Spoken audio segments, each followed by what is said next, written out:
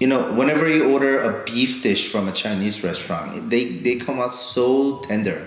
And considering the general price point, it's got to be some sort of utility cut. So I did a little bit of research. It wasn't that difficult to find the information on how Chinese restaurants tenderize their beef. So I prepared a relatively inexpensive cut, and I'm going to apply that Chinese restaurant technique and see how much difference it makes.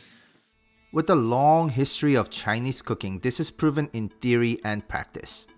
Investing just 30 minutes will change the tough texture of an inexpensive cut to silky tender beef that you taste at a restaurant. Once you're prepared, you just go with the flow with the stir fry because you get the texture and the flavor already well taken care of. Utility beef stir fry. 자, 이제 한국말로 설명을 드리겠습니다. 요 고기는 소고기인데 도가니 쌀이라고 하더라고요. 도가니 탕 끓일 때 그 도가니는 아니고요. 그냥 도가니 살이라고 불리는 것 같아요. 이게 미국 달러로는 파운드당 7불이 안 되는데 한국 시세는 제가 정확하게 모르겠습니다. 그 점 좀 양해를 부탁드리고요. 일단 제일 싼 소고기를 쓰시면 돼요. 그래서 오늘 실험은 120g씩 샘플을 준비해서 하나는 아무것도 안 한 그냥 말 그대로 자연빵으로 굽고 다른 하나는 베이킹소다 물에 재워서 연육 작업을 한 후에 구워보겠습니다. 베이킹소다는 알칼리성입니다. 알칼리성이 단백질에 닿게 되면 단백질 조직 내에 있는 수분이 조금 더 보존이 더 잘 되고요. 그로 인해서 단백질이 열을 가했을 때 수축이 되는 걸 좀 완화를 시켜줍니다. 그래서 결국에는 고기가 더 부드럽게 된다는 이론이고요. 리서치 해본 바로는 30분 이상 재우지 말라네요. 그래서 타이머를 일단 맞춰놓고 15분 뒤에 한번 혹시나 해서 뒤집어줬습니다. 좀 골고루 좀 묻으라고요. 자, 이제 30분이 지나고 물로 얘를 헹궈낸 다음에 페이퍼 타올로 이렇게 닦아냈습니다. 연육작용을 해놓은 고기는 약간 이렇게 보시다시피 붉은색을 좀 더 많이 띠죠. 고기의 부드러움 정도만 테스트를 할 거기 때문에 간단하게 소금, 후추 간만 해서 프라이팬에 직접 굽도록 하겠습니다. 이 연육 작업의 효과를 확인하기 위한 거기 때문에 고기를 최대한 좀 바싹 구워서 질기게 웰던으로 남생.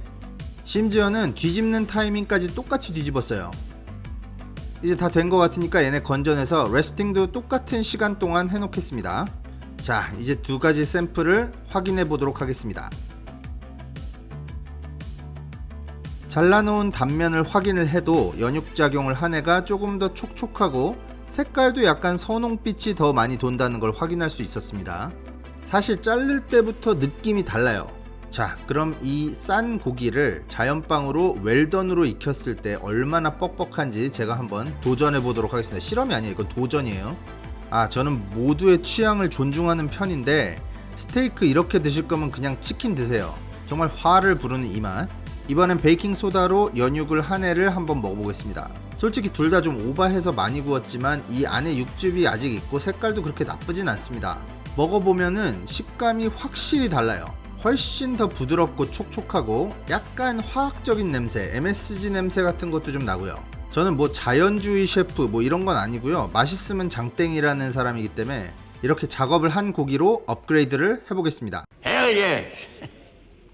소고기 볶음을 위해서 일단 양념부터 만들겠습니다. 사과를 껍질을 까서 이렇게 작게 좀 나눠주시고요. 마늘은 뭐 집에 있는 다진 마늘 쓰셔도 되는데 전 5알을 넣었고요. 생강은 10g을 넣을 예정입니다. 재료를 준비하셔서 이렇게 블렌더에 다 같이 넣어주세요. 간장 60ml, 그리고 이건 중국술인데 중국술 1테이블스푼 넣었어요. 없으시면 소주나 청주 쓰셔도 되고요. 설탕 2테이블스푼, 그리고 이건 옵션이지만 MSG 1티스푼, 그리고 참기름 2테이블스푼, 굴소스 1테이블스푼, 물엿이나 올리고당 5테이블스푼, 그리고 후추 반 티스푼 정도 넣어주시고요. 이걸 그냥 블렌더에 갈아주시면 됩니다. 이걸 다 돌려서 완성을 하시면은 전체 양이 서양컵 기준으로 한 컵 정도 나옵니다. 250ml 정도 되겠죠. 하루 전에 만들어서 숙성을 시키는 게 더 맛있게 드실 수 있는 방법이고요.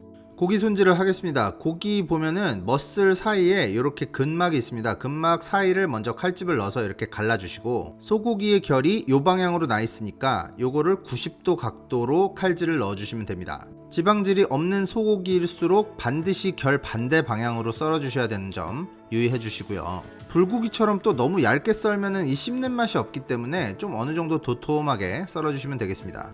그래서 얘는 오늘 200g을 조리를 하기 위해서 이제 계량을 했고요. 이 위에 베이킹소다 반 테이블스푼 그리고 물 한 테이블스푼을 섞은 용액을 섞어줍니다. 딱 얘를 30분만 재워둔 후에 물로 깨끗이 씻어내고 페이퍼 타올로 물기를 제거했습니다. 200g 기준 양념은 5테이블스푼 섞었고요. 이 위에 옥수수 전분을 한 티스푼을 섞어줬습니다.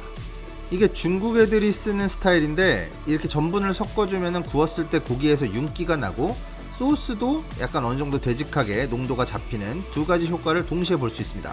채소는 그냥 있는 거 아무거나 쓰셔도 돼요. 양파 라지 다이스해서 넣고 파 송송송 그리고 고추, 마늘 이렇게 슬라이스해서 같이 넣을 거고요. 볶음 요리니까 당연히 웍으로 조리를 할 건데 이게 불에서 조리를 하는 거랑 아닌 거랑 차이가 좀 많이 있는 것 같아요. 열이 어느 정도 나오느냐가 중요하기 때문에 일단 본인이 갖고 있는 가장 센 불로 하는 게 좋겠죠.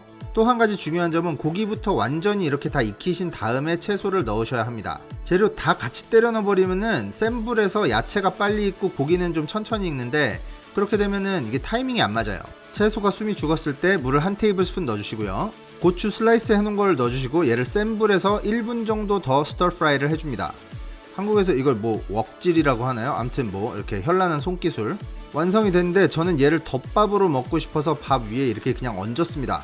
소스를 이렇게 잊지 말고 챙겨주시고 위에 파를 뿌려주신 다음에 저는 뭐 집에 뭐 검은 깨가 있길래 좀 잡아서 이제 뿌렸습니다. 이렇게 하면 소고기 볶음 완성됐습니다. 제가 이제 직접 맛을 보고 평가를 해보도록 하겠습니다. 이 고기가 두껍게 썰어서 뭐 이렇게 잘 접히거나 막 그러진 않는데요. 씹어보면은 굉장히 부드럽습니다. 맛은 되게 한국적인 맛인데 이 텍스처가 굉장히 중국스러워요. 뭔가 이렇게 착하지 않으면서 좀 불량스러운 맛도 있는 것 같고 이거 완전 제 스타일인데요. 중국 식당에선 고기를 어떻게 저렇게 연하게 하지 하는 생각에서 시작을 한 실험이 아주 성공적으로 끝났고요. 다음번에 아주 퍽퍽한 닭가슴살로도 해보고 싶네요. 영상이 마음에 드셨다면 구독과 좋아요 잊지 마시고요. 저는 다음번에 뵙겠습니다. 감사합니다.